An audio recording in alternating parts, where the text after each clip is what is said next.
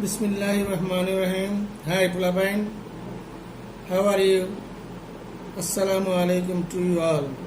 Hope you are keeping well. I am really sorry that I could not talk to you in the last class due to my sudden illness. Hope you good boys comply with me generously for my unwilling absence. Hope you are enjoying your online class attentively as you are to sit for the SSC examination lying ahead. But speaking the truth, I like a little this kind of interactionless class, but nothing to do but to continue this kind of method. In the previous classes, I tried to let you know the common mistakes done by most of the students frequently in narration and completing sentences. Those are very important for you to carry good marks by giving answers correctly in the exam.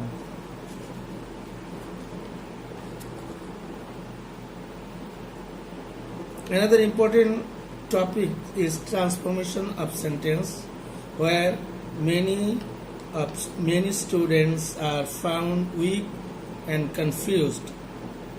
To do well in transformation, you must have some basic knowledge on clause and types of sentence based on structure. Today, I will slightly discuss on these two topics, and I will discuss elaborately on the other day on grammar class. After the short discussion on grammar today, I will tell you how to write a good paragraph and some features of an ideal paragraph. So, let's start our today's lesson with the discussion on structure-based sentence and on clause. All of you certainly know that sentences are of 5 kinds on the basis of their meaning. They are assertive sentence, interrogative sentence, imperative sentence, optative sentence, and exclamatory sentence. But there are more 3 kinds of sentences based on their structure. They are simple sentence, compound sentence, and complex sentence. To know this kind of sentence, you should know clause. What is clause? What is clause? Clause হচ্ছে a group of words that forms part of a sentence and has a subject and a predicate of its own. Sometimes it has a finite verb, is called a clause. Clause হলো বাক্যাংশ. Clause মানে বাক্যাংশ। সে একটা বাক্যের বড় একটা বাক্যের অংশ যার একটা সাবজেক্ট থাকবে এবং প্রেডিকেট থাকবে, এটা ফাইনাইট ভার্ব থাকবে। এটা হলো ক্লজ। এই ক্লজ 2 রকম, একটা হলো প্রিন্সিপাল ক্লজ বা মেইন ক্লজ অথবা আমরা বলতে পারি independent clause. Another one, subordinate clause. Subordinate clause. What is principal clause? The clause which has a subject and a predicate of its own and gives a good but complete sense by itself. নিজেই যে একটা পুরো sense যেটা এর অর্থ প্রকাশ করতে পারে, সেটাই হলো with a finite verb is called principal clause, main clause বা ইন্ডিপেন্ডেন্ট ক্লজ। যে ক্লজের সাবজেক্ট থাকবে, প্রেডিকেট থাকবে নিজের এবং একটা ফাইনাইট ভার্বের মাধ্যমে সে তার সম্পূর্ণ অর্থ, বাক্যের সম্পূর্ণ অর্থ প্রকাশ করবে। বাট সাবঅর্ডিনেট ক্লজ কোনটা? সাবঅর্ডিনেট ক্লজ হলো the clause which has a subject and a predicate of its own but cannot give a good sense by itself. নিজে তার অর্থ বোঝায়।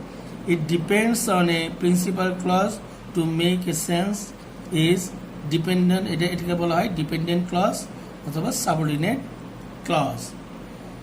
যেমন একটা উদাহরণ এখানে দেখো, এখানে আই নো দ্য ম্যান, এই অংশটুকু বলে প্রিন্সিপাল ক্লজ, কারণ এইটা নিজে বোঝা আমি লোকটাকে চিনি।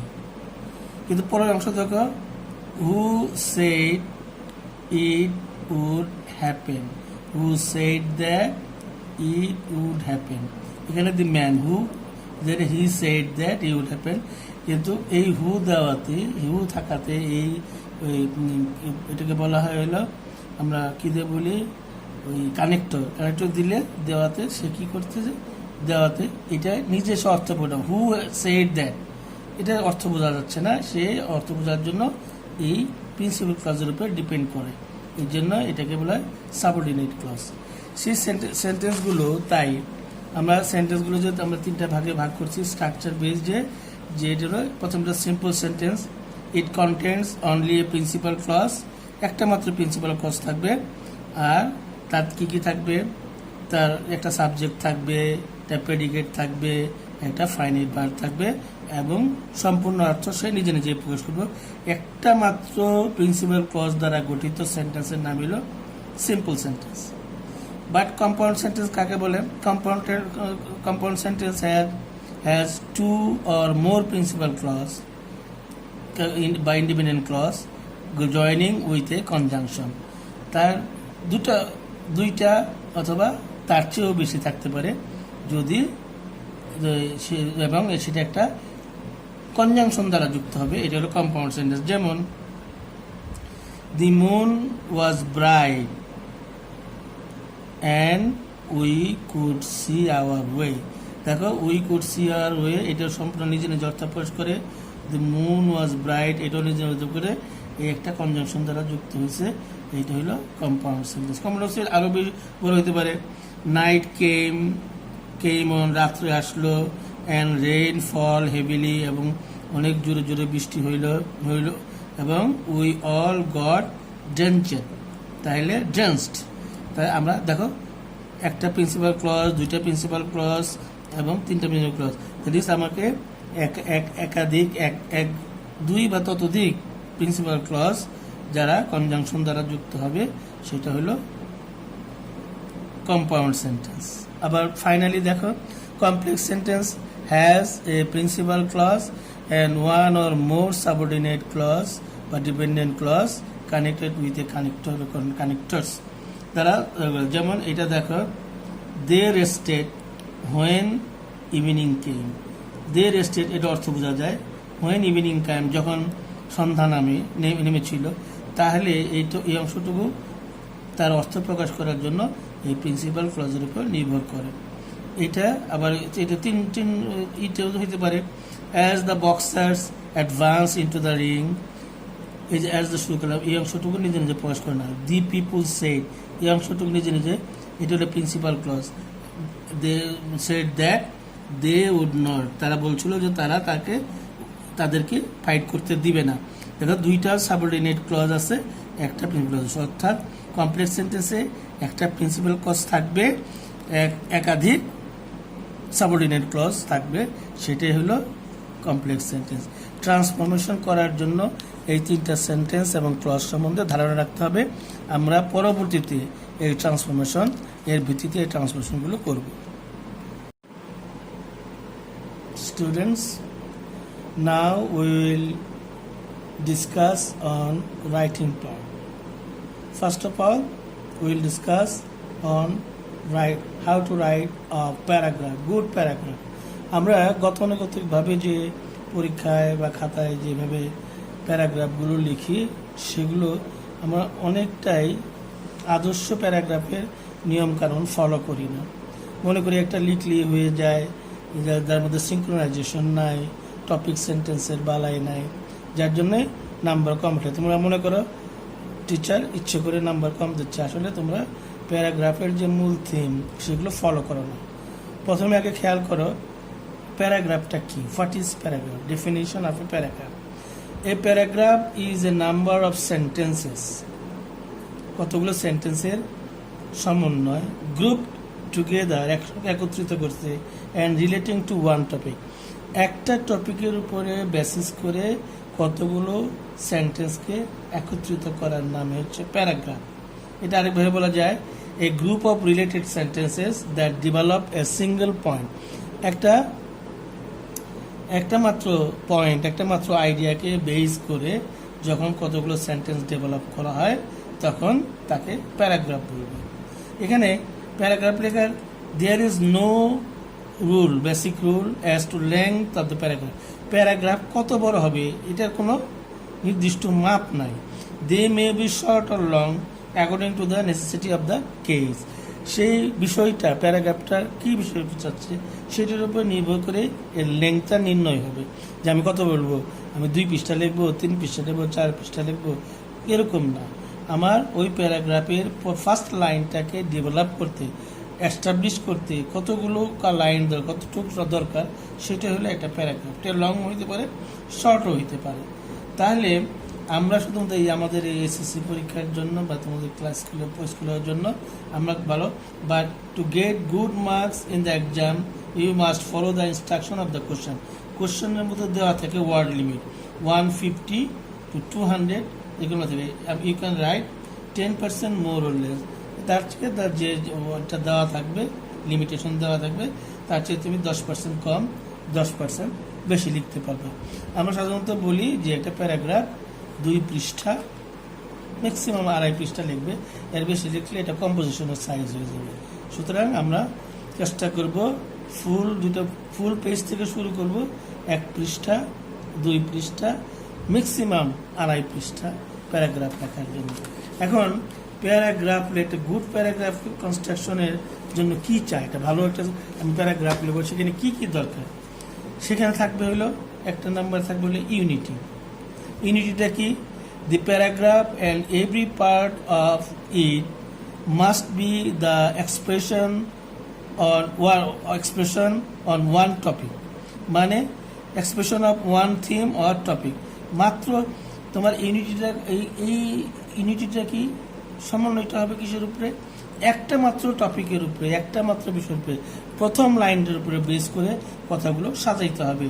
This is called unity. A good topic sentence, আমি যে প্যারাগ্রাফটা লিখবো, যে টপিক দিলাম, সেই টপিকটাকে আমি সিম্পল একটা সেন্টেন্স দিয়ে, প্রথম যে সেন্টেন্সটা ওটার নামে টপিক সেন্টেন্স, সেটা কি হবে? ইট ইজ দ্য কি সেন্টেন্স। কেন এটাকে বলা হয় করে? ইট স্টেটস দ্য টপিক অর সাবজেক্টটাকে সে উল্লেখ করে, ওই টপিক, ওই সেন্টেন্সের মধ্যে আমি কি নিয়ে লিখছি সে লিখতে হবে। It unlocks or opens the subject to be dealt with in the paragraph. প্যারাগ্রাফটা কি, কিসের উপর লিখবো সেইটার চাবি খুলে দেয়, যে সেটার থেকে শুরু হবে। এর জন্য এটাকে বলা হয় কি সেন্টেন্স। কি সেন্টেন্স মানে আমাকে টপিক সেন্টেন্স, টপিক রিলেটেড শব্দ থাকতে হবে এবং ওই টপিক সেন্টেন্সকে বেস করে বাকিগুলো লিখতে হবে। তারপরে 3 নম্বর কাজটা কি হবে? Logical sequence of the thought. যে থটটা, যে চিন্তাটা, আমি যে লাইনটা, প্রথম লাইনটা লিখলাম, যে থিমটা লিখলাম, ওটা লজিক্যাল সিকোয়েন্স থাকতে হবে। লিখলাম, যেমন লোডশেডিং লিখছি, লোডশেডিংয়ে কী থাকবে? Load shedding is a common phenomena that hampers our life seriously. Load shedding, তাহলে এই যে ঘটনা কি, লোডশেডিং এমন একটা ঘটনা যা আমাদেরকে নানান রকম ভোগায়। এখন কি ধরনের জিনিস, কি ভোগায় সেগুলো লিখতে হবে। এর সঙ্গে আমরা অনেক কিছু লিখি, এইটাকে লোডশেডিং বলে, লোডশেডিং প্রায়ই হয়, তা না। লোডশেডিংয়ের কথা লিখতে হবে, কেন এটা হ্যাম্পার করতেছে, এগুলো লজিক্যাল ওয়েতে একের পর লিখতে হবে। ভ্যারাইটি থাকতে হবে। ভ্যারাইটি কেমন? ভ্যারাইটিটা কি?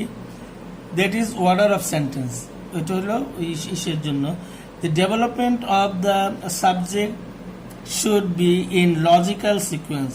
The sentences should be arranged according to their importance and order. তো আমি লজিক্যাল, ওই যে প্রথম লাইনটা লিখলাম, ওই লাইনটাকে এস্টাবলিশ করার জন্য যে কথাগুলো আগে ইম্পর্টেন্ট, বেশি ইম্পর্টেন্ট, সেগুলো আগে লিখবো, তারপরে পরে লিখবো, এরকম করে লিখবো। এবং কি করব, যে এই যে মনোটনিটা কি বলে যে যেন আমার একঘেয়েমি না লাগে, লাগে এই জন্য একটা সেন্টেন্স, প্রত্যেকটা সেন্টেন্স সমান হইতে হবে, প্রত্যেকটা সেন্টেন্সের স্ট্রাকচার একই রকম হইতে হবে তা না, বিভিন্ন স্ট্রাকচারের সেন্টেন্সগুলো লিখতে হবে, ছোট হোক বড় হোক।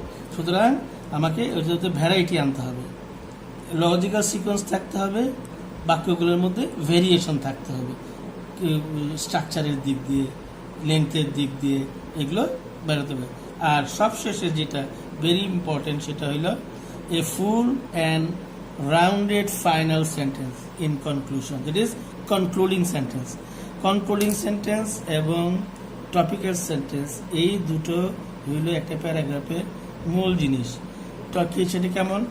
আমরা টপিক্যাল সেন্টেন্স করব কি, টপিকটাকে বর্ণনা করবে, কি টপিক আমি করতেছি, states the topic.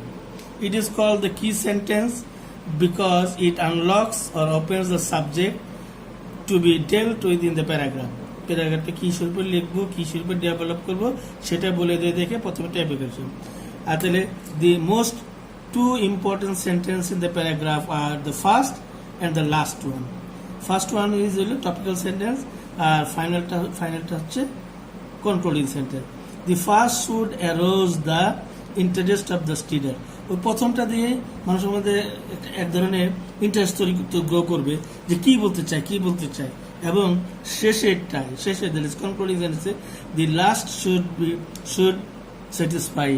তোমার যে জিনিসটা তুমি তৈরি করে দিছো, প্রথম লাইনে যে কথাটা বলছো, এইটা তোমার এই বর্ণনার মাধ্যমে তাদের বুঝাইতে হবে, টিচারকে বুঝাইতে হবে যে আমি তাকে সেজন্য স্যাটিসফাই হয় যে প্রথম লাইনটা এস্টাবলিশ করতে পারলাম, শেষের লাইনটা এই জন্য ওরকম সুন্দর হইতে হবে। খেয়াল রাখতে হবে টপিক্যাল সেন্টেন্স সুন্দর করা, সিকোয়েন্স মেনটেন করা, সেন্টেন্সের ভ্যারাইটি আনা এবং কনক্লুডিং সেন্টেন্সটাকে সুন্দর করা। সো যে student, this is all how to write a good paragraph. তোমরা এটাকে এই নিয়মগুলো ফলো করো, খেয়াল করো, ভালো করে বারবার দেখো এবং এইভাবেই লেখো। Now you will have to write a paragraph as the only homework of English second paper. সেটা কিসের উপরে লিখতে হবে? The deadly effect of COVID-19, the deadly effect of COVID, at least 150 to 200 words এ লিখতে হবে। তোমরা এইভাবে শুরু করতে পারো। You can start with the sentence, the deadly effect of coronavirus, which is widely known as COVID-19 pandemic, is no telling phenomena of this century. এই যুগের মানে কি বলে, নো টেলিং মিনস যে বলাই বাহুল্য যে এটা কিভাবে ইফেক্ট করেছিল মানুষের, এইটা দিয়ে শুরু করতে পারো। অথবা তুমি যে কোনো একটা সেন্টেন্স, এমন একটা টাইপের সেন্টেন্সটা দিবা যেটা দিয়ে এই COVID-19 যে ডেডলি ইফেক্ট এটা প্রকাশ করতে পারো। লাস্ট লাইন দিয়ে সেটা তুমি প্রমাণ করে দিবা যে হ্যাঁ আমি ঠিক মতোই লিখতে পেরেছি। So this is all today. Let me finish today. More on other day in another class on another topic. Till then, stay safe, sound and blessed. Thank you all for being with me. Goodbye. Assalamu alaikum.